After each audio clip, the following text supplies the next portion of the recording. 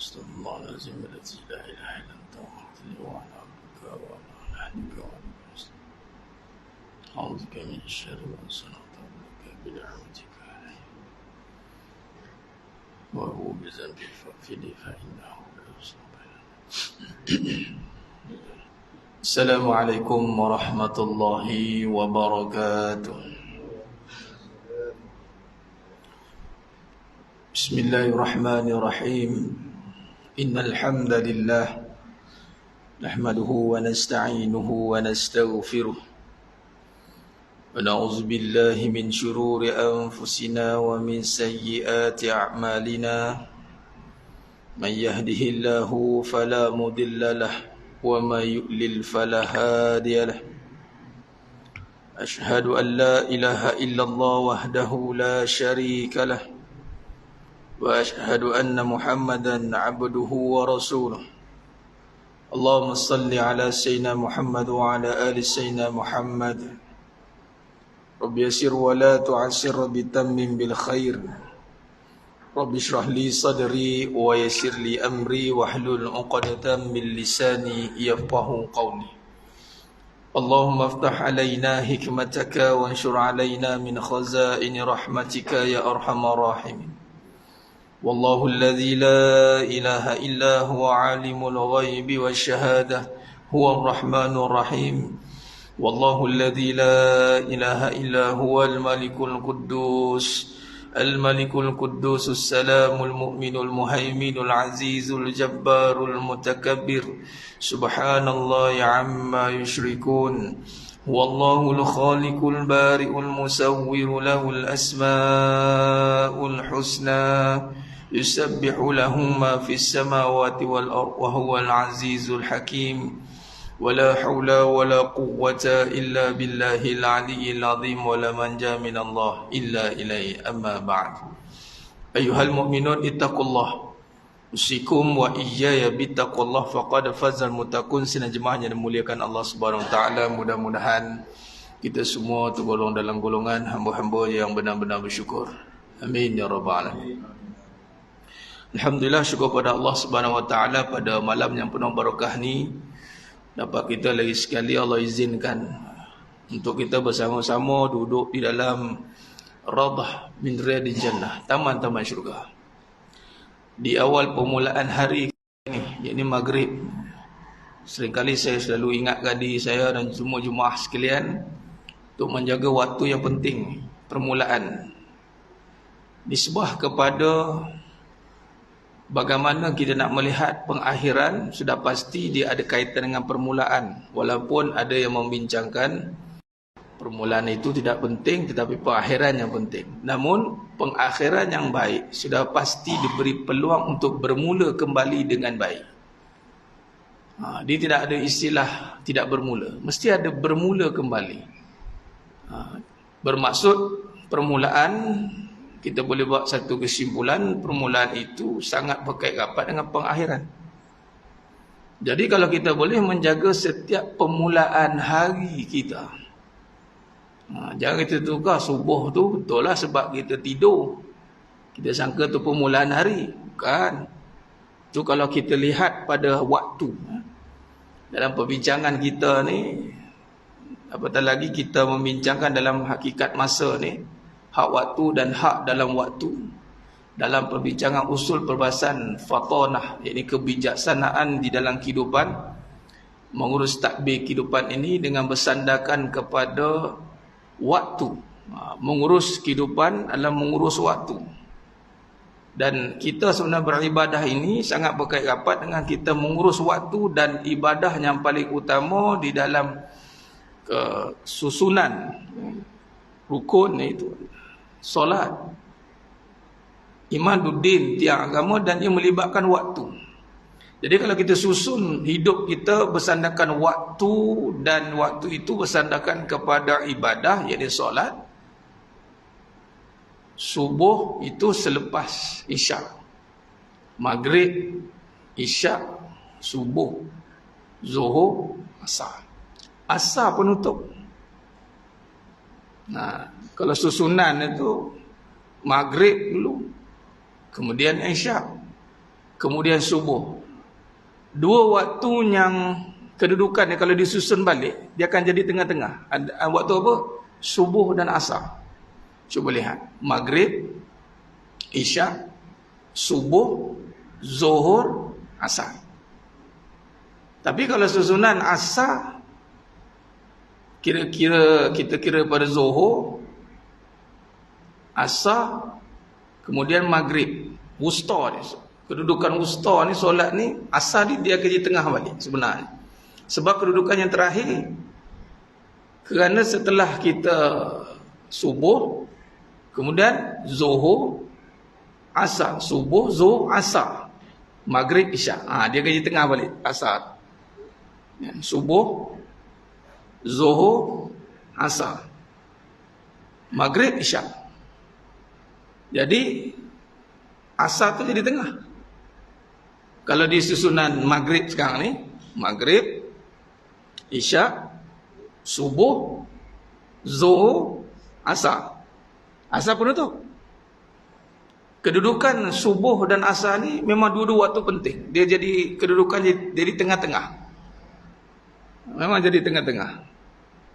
Kalau disusun pada kedudukan kita bangun subuh, zuhur, asar. Kita bangun subuh, zuhur, asar. Asar ni jadi tengah-tengah balik, dan dia penentu kepada kalau kita kira kedudukan hidup kita ni, kedudukan kita nak dikait dengan permulaan ni. Asar ni ada waktu yang Allah sumpah waktu. Demi masa, waktu asar. Wal asr. Demi masa dan asar. Masa itu duduk ke asar dan berbicara soal rugi. Illal ladzina amanu, kecuali orang yang beriman. Ketika kata lain, sepanjang hidup kita siang hari itu bermula daripada subuh tadi, zuhur, asar, dan bermula sebenarnya pada maghrib ni, maghrib, isyak, subuh, zuhur, asar. Penutup daripada perbuatan kita ini boleh jadi rugi semuanya. Boleh jadi rugi semuanya. Kecuali dia ada taksis pula. Mula semua rugi. Illallazi, kecuali yakni orang yang beriman dan beramal soleh. Kalau tak nak rugi, maka ketika maghrib kita akan memastikan ciri-ciri orang beriman itu berjaya dinyatakan. Apa nyata pada orang beriman itu waktu maghrib ini? Dia pasti akan bergegas ke tempat yang menyatakan iman. Ini masjid, tempat di mana dilakukan solat 5 waktu sehari semalam. Itu kena olah kat situ perbahasan dia. Dan masa ini menjadi ukuran kepada keberkesanan setiap apa yang kita lakukan ini, sehingga kan nanti ada perbahasan tentang adakah kita mengutamakan akhirat atau kita mengutamakan dunia. Kedudukan masa lah. Dalam perbahasan masa nak kita tentukan. Bagai contoh, kalau kita hari ini mengutamakan akhirat, sudah pasti ketika permulaan hari kita maghrib tidak lagi disibukkan dengan urusan dunia. Kalau betul dunia itu dilakukan untuk akhirat, maka sudah pasti tiada halangan dia dan tidak terhalang dia untuk dia hadir atau dia menyatakan ciri-ciri keimanan itu di mana-mana tempat. Di bumi Allah Ta'ala ini masjid. Kalau ini di-applykan, maka kita akan nampak kekuatan itu bangkit masjid. Dan mungkin alasan yang digunakan itu adalah sibuk ataupun tak apa solat dia kat mana pun boleh. Tapi bila kita rujuk pada surah At-Taubah ayat 18, dia akan memberi kesimpulan balik kepada perbahasan tentang iman tadi. Solat di rumah Allah, innama ya'muru masajidallahi man amana billah. Hanya saja yang layak mengimarahkan rumah Allah itu adalah orang yang beriman dan beramal soleh. Ini kita kaedah susun. Kita nak terjemahkan kehidupan bersandarkan Quran. Ini kita panggil tafsir kehidupan. Kita nak tafsir kehidupan bersandarkan kepada kebenaran. Yakni apa yang digaris pandukan oleh Rasulullah sallallahu alaihi wasallam bersandarkan wahyu kepada Allah Subhanahu wa taala. Maka di sini kalau kita lihat di sekalian, alhamdulillah Allah bantu kita untuk kita mudah-mudahan summastaqim. Amantu billah. Summastaqim. Bila rujuk pada amantu billah, ini merujuk kepada bagaimana kita nak menterjemahkan masa kita ini benar-benar digunakan untuk Allah. Tak ada istilah masa ni untuk selain Allah sebenarnya. Semua perkara kita nak bagi balik kepada pencipta yang menciptakan kita. Ibarat kita bekerja, walaupun kita tidak direct berurusan dengan mungkin pengarah ke ataupun owner ke, tapi kita ada berada di situ, sepenuhnya kita nak bagi masa dekat majikan lah sebenarnya, dengan dipecah-pecahkan kepada tugasan-tugasan masing-masing. Tapi sebenarnya kita bekerja sepenuh masa untuk certain activity ataupun organisasi ataupun apa-apa syarikat ke mana-mana. Begitulah kita hari ini, walaupun kita melakukan pelbagai perkara yang kita lakukan, tetapi sebenarnya kita nak masa kita itu benar-benar digunakan sebenarnya untuk Allah. Untuk Allah.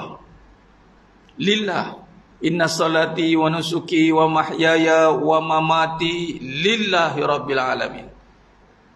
Maka dengan itu jemaah yang mulia Allah SWT, maka tidak boleh tidak untuk kita nak memerhatikan bahawasanya masanya kita faham dalam konteks perbahasan tentang kehidupan yang disusun atur kembali melalui keutamaan yang mana masa yang kita peruntukkan itu adalah sebenar-benarnya adalah untuk kita mengabdikan diri kepada Allah melalui pelbagai cabang ibadah. Itu sebenarnya patutnya macam itu. Dia tidak boleh kata ni urusan dunia ni aku itulah bila lah aku nak habis dunia ni. Ni nak pergi ke akhirat balik ni. Kadang-kadang ada orang dia bicara macam gitu, ibarat aku ni dah sibuk dengan dunia sangat. Betul lah kadang-kadang kalau dia sedar macam tu. Tapi alangkah ruginya kita, hal-hal yang kita nampak dunia itu, kenapa tidak kita perhatikan dari sudut bagaimana kita nak membawa dunia itu kepada akhirat. Dan sepatutnya kita menterjemahkan dunia ini kepada akhirat. Sepatutnya, dan memang itulah misinya. Tidak boleh tidak kita hari ini membeza-bezakan, akhirnya kita akan memisahkan. Sebagai contoh, hal keadaan dunia, katalah cari duit di dunia punya cerita. Habis cari pahala bila? Tu nantilah. Kalau lah misal kata dia letakkan bahawa cari duit dulu, pahala kemudian, maka dia utamakan dunia.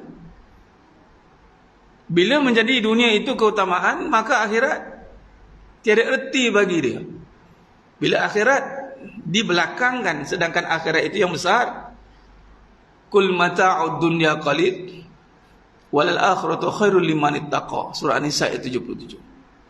Katakanlah hal berkenaan kesenangan dunia ini kesenangan yang qalil, kecil. Walal akhiratu khairul liman ittaqa. Sesungguhnya akhirat itu kekal, bukan lagi besar, kekal. Maka timbullah satu keadaan yang mana rugi. Ni kita tak faham ni. Macam mana kita nak faham masa ni kita guna untuk Allah ataupun selain dia. Maka keluarlah daripada mulut kita satu keadaan yang kita namakan sendiri kadang-kadang tanpa sedar. Dia kata apa? Rugi masa aku, buang masa je aku cari benda ni. Kadang-kadang kita lihat bagaimana sebagai contoh rumah tangga. Kita cerita rumah tangga sebab kebanyakan hidup kita ni memang akan berkhidmat pada rumah tangga. Kita kerja pun balik, bawa duit untuk rumah tangga balik. Kita apa buat pun kepada rumah tangga. Tapi ada perbahasan rumah tangga yang akhirnya berumah tangga, akhirnya dia kata buang masa aku je. Dia menganggapi bahawa masanya digunakan selama hari ini, dia sara anak dia, isteri dia, dan semua apa yang dilakukan, khidmat yang dilakukan itu akhirnya buang masa aku. Dan malah perkara sama tu boleh berlaku pada seorang isteri yang akhirnya buang masa aku kerja, akhirnya aku bagi dia. Buat apa? Kerugian itu sendiri dinyatakan oleh empunya badan tanpa dia sedar bahawa itulah tanda-tanda kerugian kerana tidak dibawa kepada Allah. Kerugian, dia rasa rugi bagi anak isteri dia, bagi suami dia, rugi. Dia rasa bagi diri dia itu, bagi dia bekerja, duit tu bagi kat dia, itu rasa untung. Walau keuntungan itu diukur dengan khidmat yang membawa pada pahala. Kalau pada diri dia diperlukan, memang pada diri ada perkara keperluan, silakan. Tapi jangan sampai tahap sekiranya dia nak berbuat baik, dia nak beri kepada. Ini terutama berlaku pada kisah rumah tangga, banyak berlaku. Asyik saya je. Dia datang keluar macam seakan-akan dia mengeluh dengan keadaan kebaikan, walhal itu semua pahala kalau benarlah digunakan masanya untuk Allah. Rupa-rupanya jemaah sekalian, kebanyakan manusia ini dia tidak membawa masanya untuk Allah, maka datanglah perbahasan rugi. Kebanyakan keseluruhan manusia itu rugi kerana dia melihat masa yang diberikan Allah kepada dirinya itu adalah untuk perkara kebendaan. Apa maksud kebendaan? Kebendaan ini sebagai contoh, seperti mana tadi, pahala dan harta. Mengutamakan harta sehingga terkorban pahalanya. Buktinya apa? Contoh, antara amalan yang paling dicintai oleh Allah SWT, Nabi kata, solat pada waktunya. Ni pahala besar ni maksudnya. Ni bukan kecil-kecil, bukan alang kepalangnya pahala ni. Kalau lah betul kita hari ini, kita betul-betul mendambakan janji Allah, memang Allah suruh cari dan kita kena harapkan janji Allah, yakni berupa bentuk ganjaran pahala, memang Allah suruh, maka sudah pasti tak ada satu pun hal dunia yang mampu menghalang kita akan perkara itu. Tapi kadang-kadang keluarlah perkataan sibuk. Apabila seseorang itu Allah nak rahmati dia, perkara pertama yang akan berlaku dalam hidup dia adalah Allah akan permudahkan masanya untuk beramal dengannya. Dan ia bukan memberi alasan kepada perbahasan, sebagai contoh banyak amalan, mana-mana yang penting Allah tahu, yang penting Allah tahu. Ini kadang-kadang banyak kiah orang guna begitu. Dia kata tak apa, yang penting Allah tahu niat kita. Ya, Allah Maha mengetahui, kadang-kadang kita je tak tahu yang mana satu yang sepatutnya kita kena tahu. Allah tahu semua. Kita je kadang tak tahu yang mana satu keutamaan kita. Kita berharap Allah tahu. Memang Allah Maha mengetahui. Nah, kita hari ini yang sepatutnya kena mencari pengetahuan itu, agar apa yang kita tahu itu selari dengan apa yang Allah tahu. Bagi contoh tadi, amalan yang Allah nak tengok kita, ya ini itulah kita menjaga solat ala waktiha. Memang walaupun ada rukhsah, ada kelonggaran untuk kita menunda disebabkan beberapa hal yang dibenarkan oleh syarak, tapi bukanlah bermaksud menunda-nunda kerana kesibukan kita. Kita sibuk dan kita tak nampak pun keutamaan. Wallahi jemaah sekalian, kalau kita hari ini nampak keutamaan satu perkara itu, kita akan habiskan masa untuk perkara itu. Kita akan sanggup. Nah, di sinilah kita nak melihat kembali bagaimana kedudukan yang mana kita telah bincangkan hadis bagi Nabi Muhammad SAW daripada Ibnu Abbas radhiyallahu an, yang menasihati Ibnu Abbas radhiyallahu an tentang 5 perkara itu, yang mana kalau kita lihat hari ini perbahasannya sangat berkisar tentang hidup kita. Waktu mudamu sebelum datang waktu tuamu, waktu sihatmu sebelum datang waktu sakitmu, waktu kayamu sebelum datang waktu fakirmu, masa luangmu sebelum datang masa sibukmu, hidupmu sebelum datang matimu. Rawal Al-Hakim. Jadi kalau kita lihat dalam hal dunia ni mas sekalian, kita akan nampak ke mana ending dia. Muda nampak tahu dah ke mana pergi. Tua sihat kita tahu dah apa ni sakit. Kaya kita tahu dah nisbah kaya tu harta. Walau Nabi pernah menyatakan dalam satu hadis bahawasanya kaya itu laisal ghina an kasratil arab, tidaklah kaya itu dengan banyaknya harta. Tapi bila manusia lalai menyatakan kaya itu adalah harta, maka sampai masa dia fakir. Sampai masa dia fakir ni mas sekalian. Fakir ni bukan bermaksud satu boleh habis duit dia, yang kedua dia tidak mampu menikmati hak kekayaan dia. Fakir dia tu tak boleh, orang lain yang menikmati. Sebelum datang waktu itu, kalau tengok kepada dunia ni masanya ke mana, muda. Bukan tengok muda tu ke mana pergi, tua. Itulah masa dia. Sihat, ke mana pergi kita? Sakit, itulah masanya. Bulan lepas datang, jengkut-jengkut datang. Alhamdulillah, lepas pada 2 minggu, seminggu lebih hilang. Masya Allah. Datang, sebut Allah sakit. Bila sihat, kita ingat balik ni. Sebut Alhamdulillah, Alhamdulillah. Kita tahu, even kita sekarang ni, kalau kita tengah sihat ni, kita tahu ending kita ke mana. Bagi orang yang beringat-ingat bahawa dia akan selamat, ingatlah. Maka kalau dia beringat, bila masa ni apa yang kita perlu lihat, highlightkan pada masa, ingatlah. Orang tua kata ingat, jangan suka sangat. Itu pesan. Jangan seronok sangat. Kenapa? Kerana dia ada peredaran. Bila sebut masa, dia ada peredaran. Kita ni ada bermula dan berakhir. Hanya saja Allah Ta'ala sajalah tanpa ada permulaan, tanpa ada pengakhiran. Adapun kita ada waktu bermula, ada masa kita berakhir. Dan dunia ni masa kita, jangan salah kira, kerana dunia ni bukan dinilai dengan bertambah sebenarnya. Sekarang Alhamdulillah masuk 2024 tuan-tuan. Sebenarnya bukan bertambah, berkurang. Dia countdown. 10, 9, 8. Ada countdown. Dia berkurang walaupun nombor dia nampak bertambah.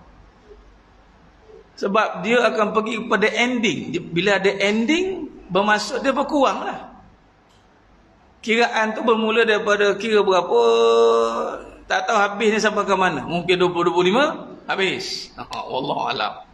Banyak dah spekulasi hangat yang digembar-gemburkan, teori-teori kebimbangan yang diwar-warkan, akhirnya kerisauan yang diviralkan. Akhirnya lupa yang lebih perkara yang dirisaukan. Apa dia? Kiamat. Itulah akhirat kita.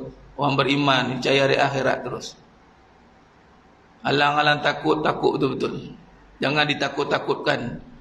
Malah Nabi SAW berpesan kepada Sa'ad bin Abi Waqqas ketika pergi ke China. Nabi pesan apa? Yassiru wala tu'assiru.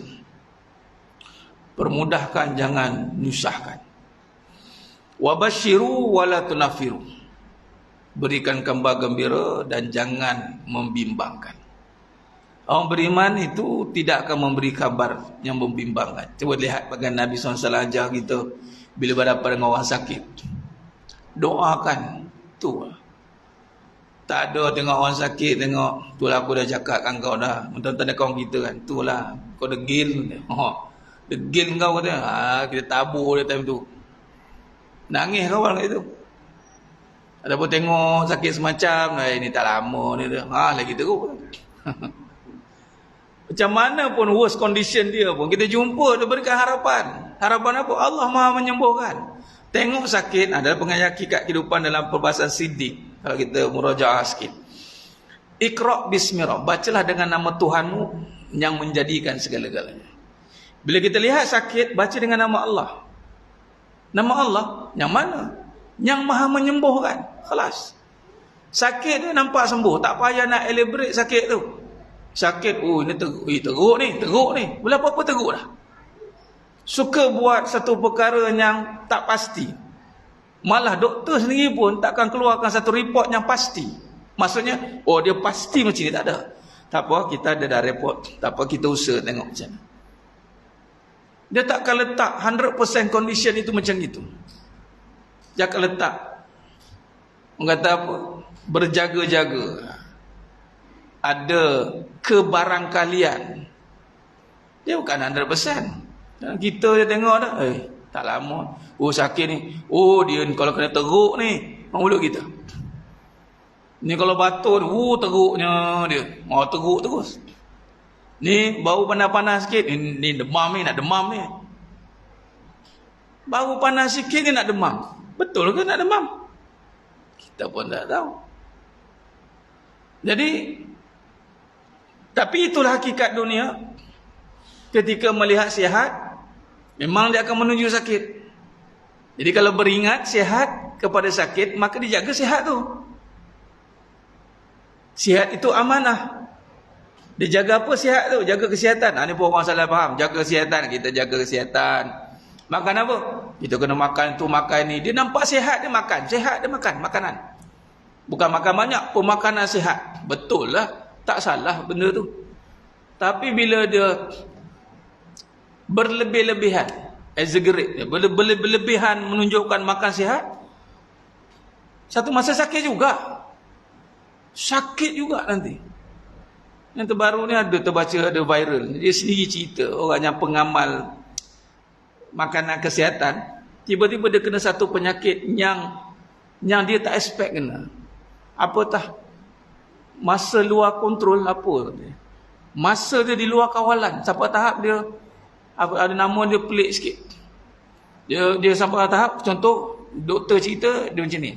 Kaedah penyakit dia, kalau dikira 1, 2, 3, 4, 5, 6, dia dah tak boleh kontrol mulut dia. Sampai tahap dia punya masa dia tak boleh. Ada penyakit itu.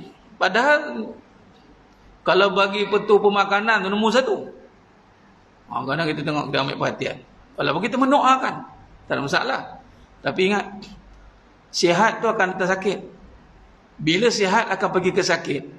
Bukan bermaksud sihat kita jaga sampai tidak sakit. Tapi kita jaga sihat dengan taat. Khalas. Sampai masa kita sakit. Bila sakit, mungkin kita tak akan dapat taat sebagaimana kita sihat. Mungkin.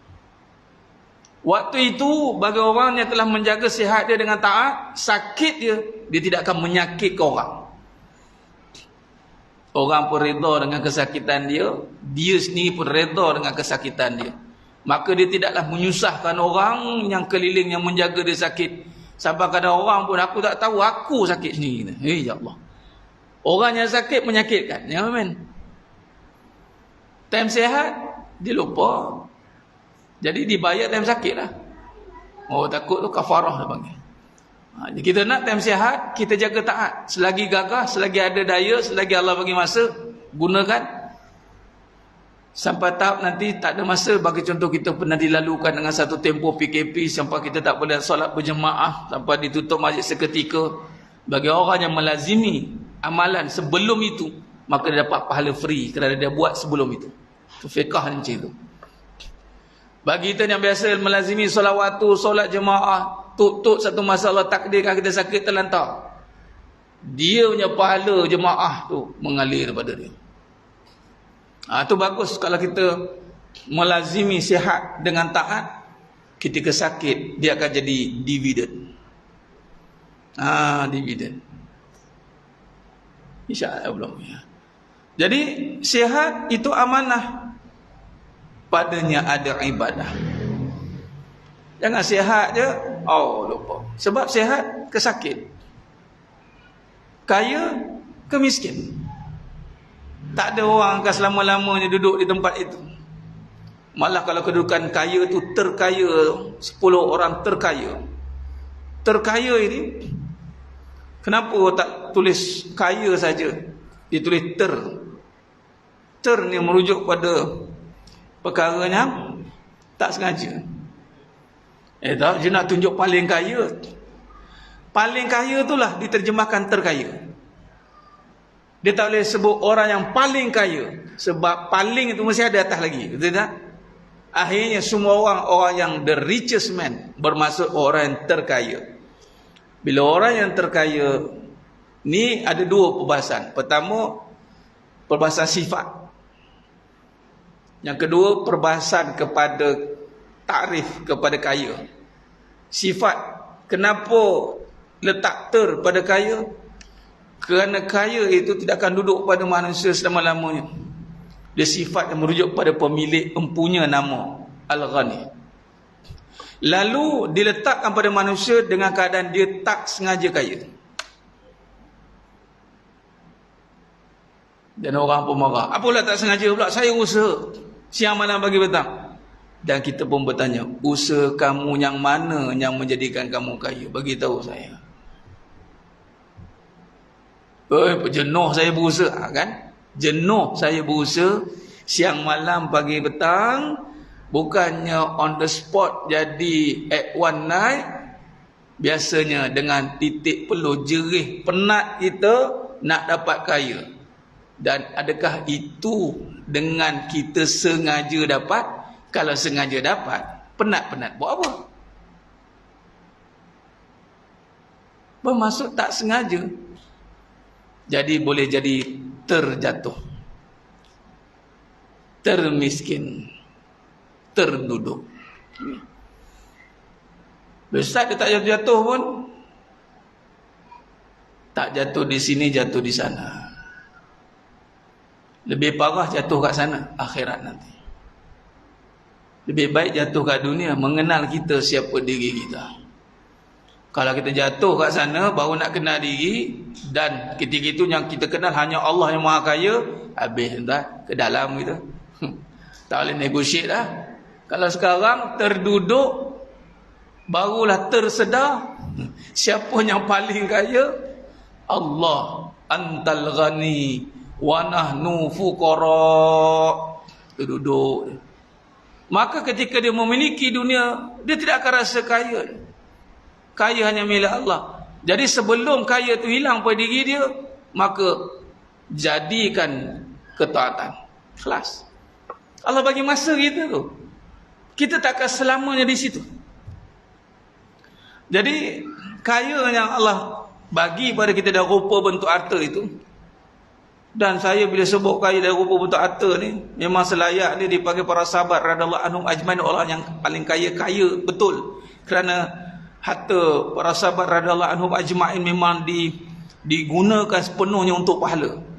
Dan kita jemaah sekalian kena ada satu prinsip dan kefahaman bahawasanya bila tengok saja harta, kita kena cakap make sure jadi pahala.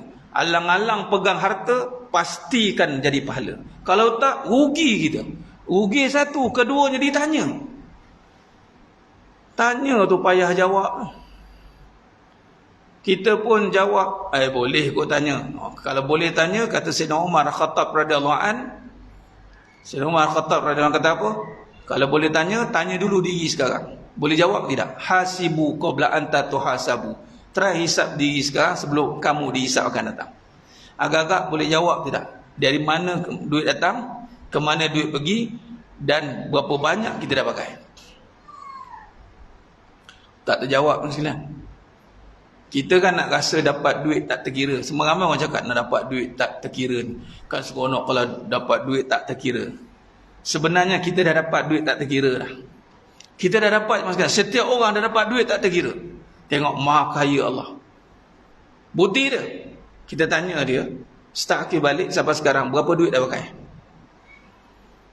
Dia pun congak, tak terkira nak kira. Tu dapat duit tak terkira tu. Semua ni milioner, tak tahu lah milioner ke trilioner semua ni, tak tahu. Mungkin sebab apa? Tak terkira. Yang kita kira sekarang duit yang kita dapat sekarang, yang nak pakai dulu. Boleh tak kira gaji? Kira. Masa macam tak tally dengan gaji ni kata. Mana mari datang duit-duit ni? Unexpected. Sebab tu konsep rezeki, kalau Allah terjemahkan dalam salah satu rupa bentuk rezeki, salah satu, duit salah satu. Ni kadang orang nampak rezeki dia duit. Salah satu saja juzuk dia duit. Duit tu pun yang halal, bukannya haram. Yang haram tak dipanggil rezeki dah. Yang haram dipanggil bala, istidraj. Istidraj. Nah, jadi salah satu sifat rezeki ni ghairi hisab. Rezeki memang tak terhisap. Apa tak lagi kalau kita kira makanan yang kita dah makan, lagi tak terkira. Makan nasi berapa tan beras dah, tan metrik. Setiap orang yang sebut tan-tan dah makan ni. Ikan kembungnya, macam-macam lah. Tak habis-habis ikan. Ini pun satu konsep nak tengok Allah Maha Kaya, maksudnya. Kalau kita orang lelaki lah, orang lelaki kalau pergi pasar lah, saya menunggu arwah tok lah, dia beli barang dapur, jumpa kat pasar tegur lah, macam kenal dia ni, saya lah tu, pilih-pilih ikan, sayur. Ikan tak pernah habis, maksudnya. Tak pernah habis. Kalau habis pun nelayan tak turun, tu je. Demam ke apa ke. Tapi kalau dia turun tu, insya-Allah ada. Tinggal lagi kita tak ada duit nak beli, tu je. Ikan ada je. Ada je. Kalau jenis orang yang dia buat jenis mencari amal jariah katanya, saya ni ambil ikan, ambil lah berapa nak. Ambil nampak duit, tak pakai duit, dia ambil ikan naikkan, dia ambil ikan ambil. Kerja dia ambil naik laut, letak ke situ. Kira sampai bila? Sampai kiamat tuan. Ikan tu akan naik. Ikan kembung, sampai kembung pokok kita makan. Sebab kaya milik Allah. Sampai masa kita akan jatuh fakir. Dan siapa yang boleh sedar dia fakir terlebih dahulu, maka Allah jaga kaya dia. Al-fakir lillah. Itu depan al-fakir tu. Mereka tidak, kita kalau doa, tak kisahlah duit 1 juta ke, 10 sen ke, 1 bilion ke, kalau duduk satu soft tu, semua tangan macam ni. Nah, kita hari ni kalau orang datang nak minta kan, sebelah tangan tu, sebelah tangan dia minta. Itu pun sekarang lagi moden, dia tunjuk QR code. Tak ada dah. Tak ada alasan tak bawa duit dah. Allah, QR code dia bubuh situ dah. Kita kena tag lah kan. Manalah ada lagi kalau kita macam ni minta. Kalau kita minta macam ni tu, memang fakir sungguh tu. Dan kita selalu berdoa dalam keadaan begini. Nabi doa begini maksudnya. Dan sombong amat kalau duit banyak berdoa macam ni. Teruk benar dengan imam buang dia. Kau keluar sekarang. Apa dia? Kita doa lah. Ya Allah, teruk benar perangai doa macam ni lah. Takkan banyak duit macam mana pun, tiba tang doa macam ini. Yang tak ada duit pun doa macam ini. Yang tak ada duit doa, ya Allah bagilah duit. Yang ada duit, ya Allah jangan bagi habis duit, ya Allah. Sama. Dua-dua sama. Yang tak ada duit doa minta, ya Allah nak duit. Yang dah ada duit, ya Allah jangan bagi habis duit. Masing-masing minta ke Allah. Ternyata fakir kedua-duanya. Wa antal ghani wa nahnu fuqara. Jadi kalau ingat masa kita ni, bahawa kita diberikan kaya, dan jangan tunggu ada duit banyak. Memang kita dah dapat duit banyak pun. Konsep dia tadi, duit tak terkira. So fikir gitu, banyak dah duit Allah bagi. Duit anda sekarang ni tengah masa ada ni bagi. Sebab memang running dia macam itu. Akan tiba fakir ni maksudnya habis. Allah akan stopkan sampai kita tak boleh buat apa. Jangan sampai waktu itu baru kita nak, Allah rugi dia. Rugi. Kata Nabi SAW. Masa luang sebelum datang masa sibuk. Ni. Hadis Nabi ada mafhum hadis ramai yang leka pada waktu lapang dan sihat. Dan dalam satu hadis Nabi SAW, ya abana ada hadis kursi, tafarruq ya abana adam tafarruq li ibadati amla usadra ghina wa asuda faqra. Wahai anak Adam, kata Allah SWT, luangkan waktumu beribadah kepadaku, nescaya aku akan penuhi dadamu dengan kekayaan, dan aku akan tutup kemiskinanmu. Dan sekiranya kamu gagal, kamu tidak melakukan begitu, yakni tak nak luangkan masa beribadah kepada Allah, maka Allah akan sibukkan hati kita, dan tidak ditutup pula kemiskinannya. Apa maksud tak tutup miskin ni, jemaah sekalian? Kelemahan kita. Ada orang kadang-kadang Allah bagi dia kelebihan harta, Tapi kita tengok kesiannya dia. Ada juga kesian. Macam ini perangai dia.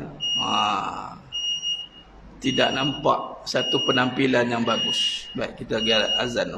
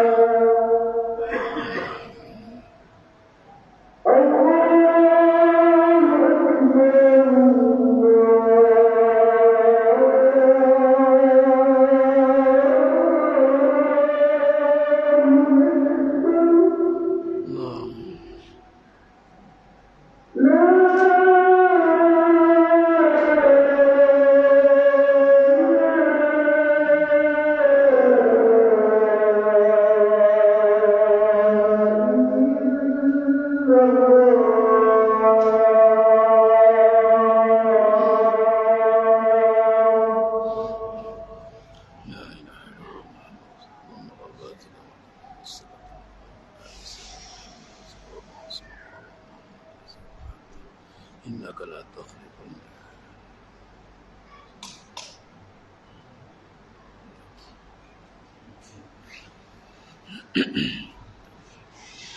Allahumma salli ala sayyidina Muhammad wa ala sayyidina Muhammad. Khair. Kita sambung sekali mas sekalian. Kemudian kita buat kesimpulan insya-Allah.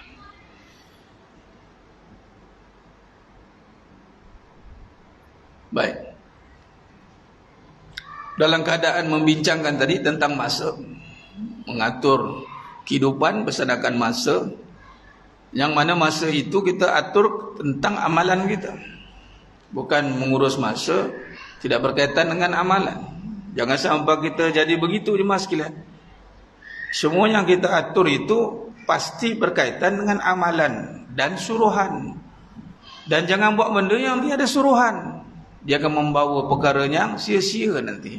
Membawa pada satu perkara yang penat, yang tiada manfaatnya. Sebab tu antara ciri orang yang warak tu lah, antara warak ataupun orang beriman yang menjaga imannya itu, dia akan meninggalkan perkara yang sia-sia bagi diri dia. Kalau berkenaan yang tidak ada kaitan dengan dia akan tinggalkan. Dia tidak akan beri masa pada perkara itu. Komen ke, nak mikirkan ke, tak berkaitan dengan diri dia, malah tetap memberi kesan pada dia, maka dia tinggalkan. Tapi kalau perkara itu memberi kesan pada agamanya, pahalanya, maka dia akan pergunakan baik-baik.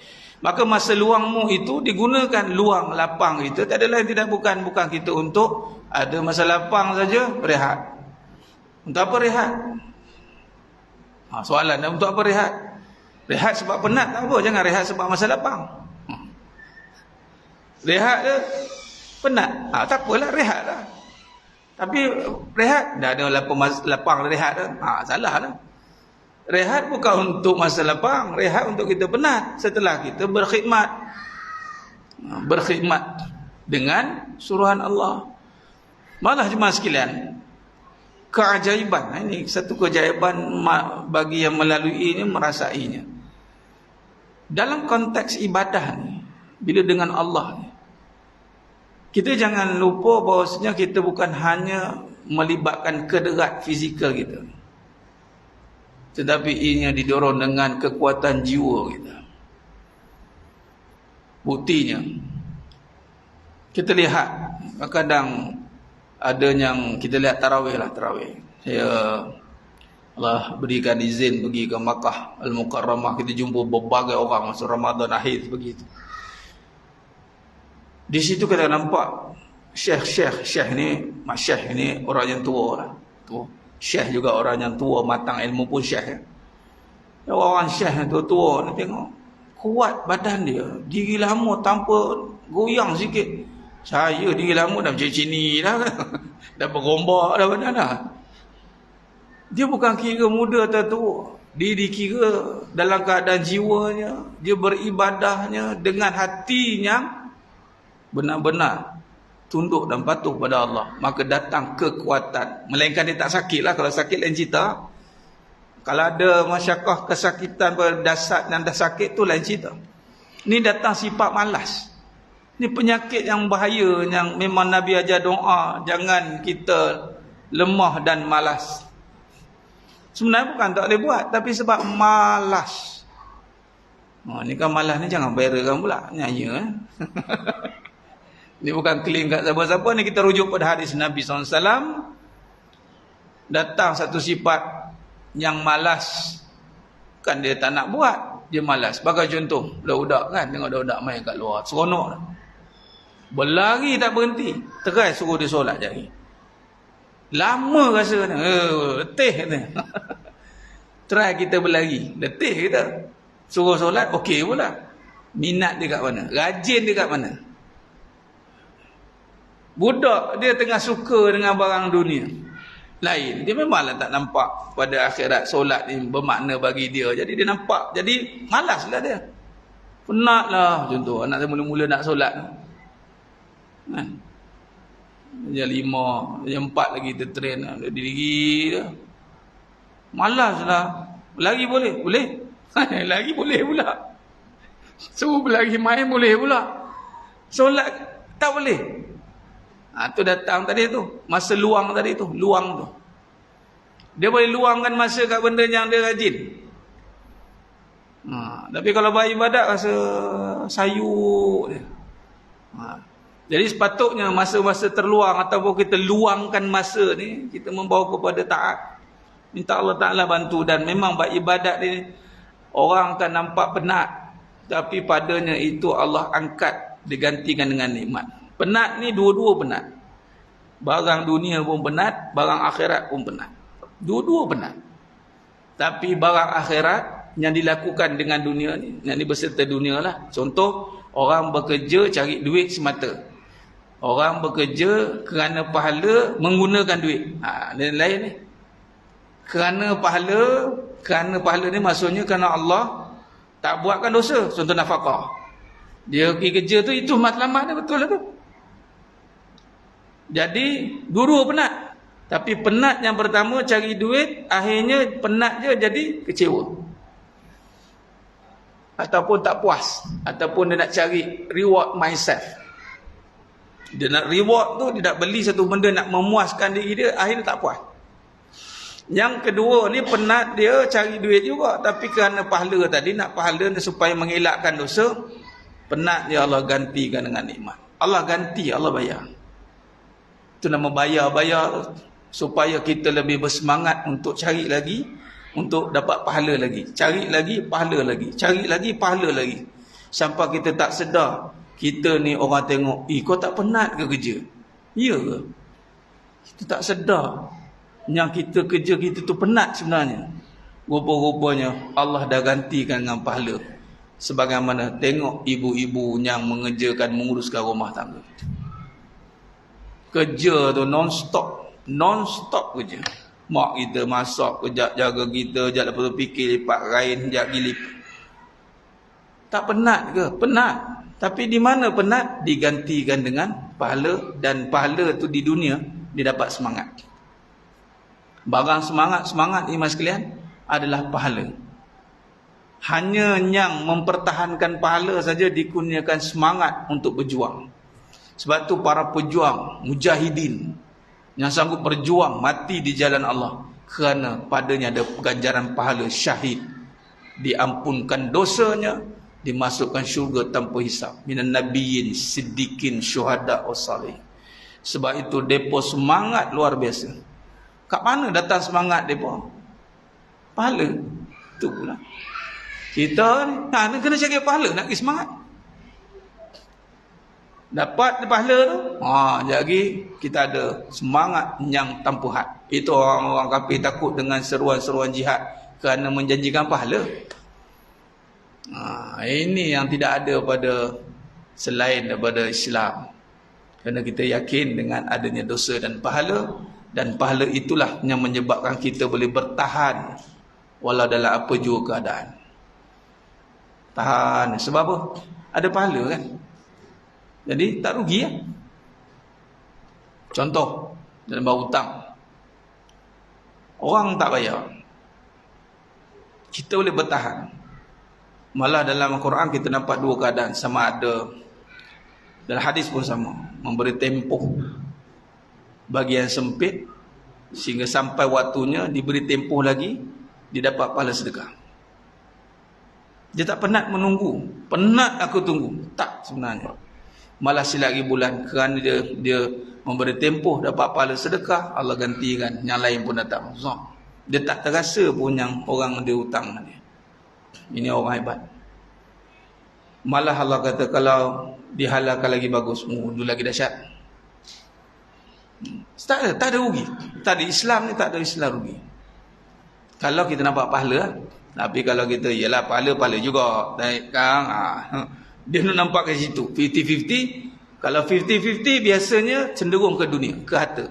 Bal tuksirunal hayatad dunya. Jadi cara kita nak bawa, nak apply, nak amalkan ilmu ni adalah kita kena takkan begini. Kita mahu pahala, kita perlu saja dunia. Kita perlu harta. Jangan letak mahu harta,